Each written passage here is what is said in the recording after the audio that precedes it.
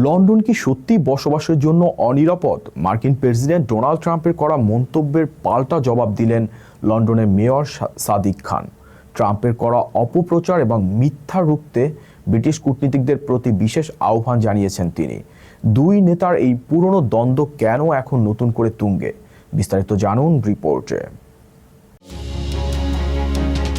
লন্ডনের মেয়র সাদিক খান এবং মার্কিন প্রেসিডেন্ট ডোনাল্ড ট্রাম্পের মধ্যকার দাকুমড়ো সম্পর্ক কারো অজানা নয়। তবে সম্প্রতি এই লড়াই ব্যক্তিগত পর্যায়ে ছাড়িয়ে আন্তর্জাতিক কূটনৈতিক দ্বন্দ্বের রূপ নিয়েছে। সম্প্রতি ব্রিটিশ কূটনীতিকদের সাথে এক বৈঠকে সাদিক খান অভিযোগ করেন যে প্রেসিডেন্ট ট্রাম্প লন্ডন সম্পর্কে বিশ্বজুড়ে ভুল তথ্য এবং মিথ্যা ছড়াচ্ছেন।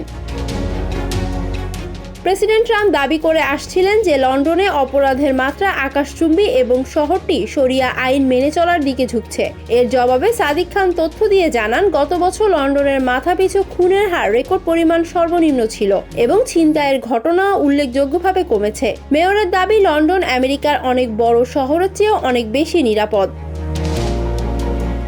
ছেড়ে কথা বলেনি হোয়াইট হাউসও। ট্রাম্পের মুখপাত্র এক বিবৃতিতে জানান, বামপন্থী নীতির কারণে লন্ডনের মতো এক সময়ের মহান শহরগুলো এখন অচেনা হয়ে গেছে। ট্রাম্প মনে করেন ইউরোপীয় নেতারা দ্রুত তাদের পথ পরিবর্তন না করলে পশ্চিমা সভ্যতা বিলুপ্তির পথে এগোবে।